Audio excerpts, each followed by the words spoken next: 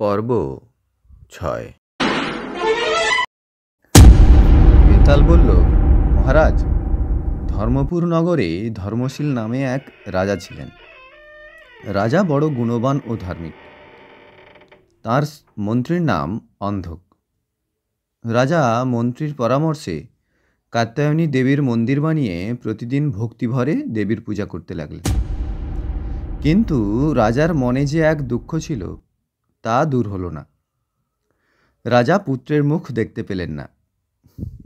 একদিন মন্ত্রীর পরামর্শে রাজা দেবীর সামনে সাষ্টাঙ্গ প্রণাম করে জোড় হাতে দেবীকে বললেন, মা, তুমি ভক্তের আশা পূরণ করো।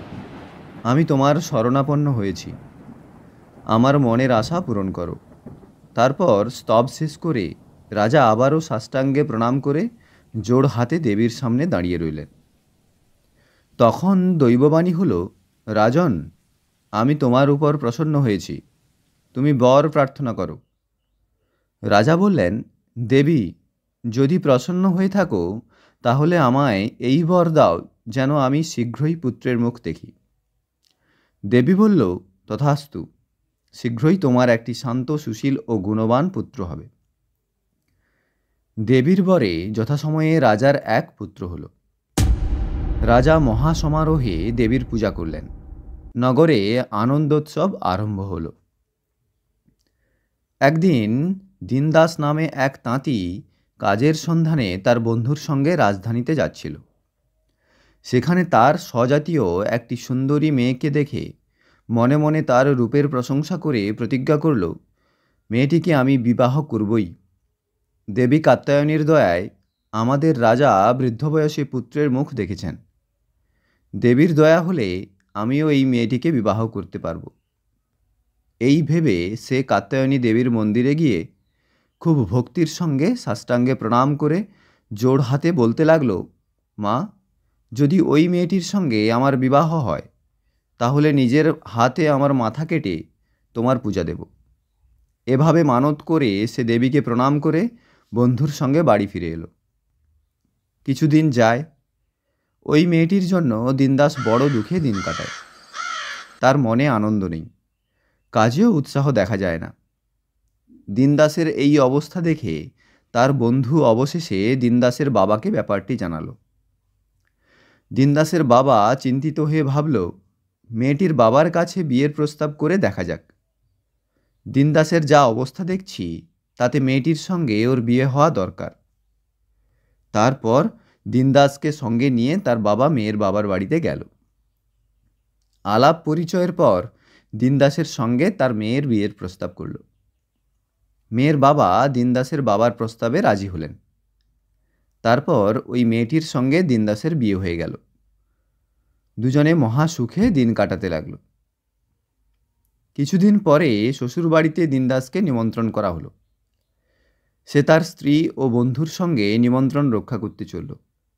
রাজধানীর কাছে পৌঁছে সে দেখল কাছেই কাত্যায়নী দেবীর মন্দির রয়েছে। তখন তার মানতের কথা মনে পড়ল। সে নিজেকে ধিক্কার দিয়ে ভাবল, আমি নিতান্ত মিথ্যেবাদী ও পাপিষ্ঠ।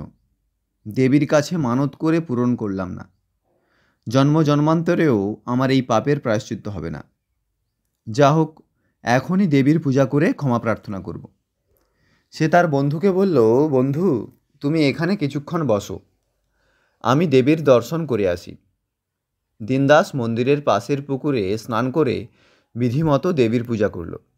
তারপর দেবীকে বলল, মা, অনেক দিন আগে তোমার কাছে মানত করেছিলাম, আজ তা পালন করছি বলে মন্দিরের রাখা খড়গ দিয়ে নিজের মাথা কেটে ফেলল।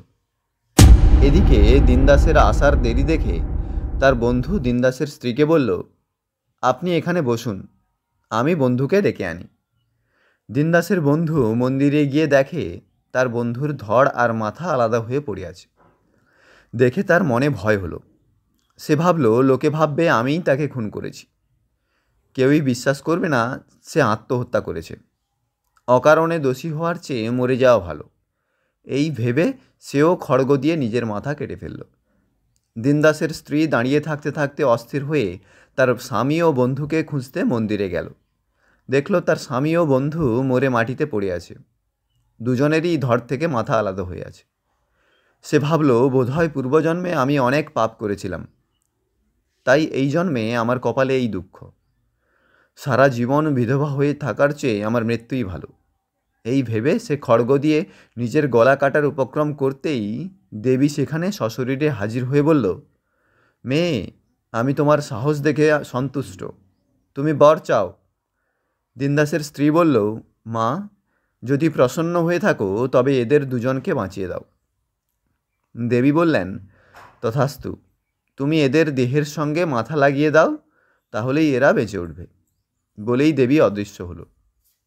দীনদাসের স্ত্রী আনন্দে আত্মহারা হলো। তাড়াহুড়ায় ভুল করে সে দীনদাসের মাথা তার বন্ধুর শরীরে আর বন্ধুর মাথা দীনদাসের শরীরে লাগিয়ে দিল।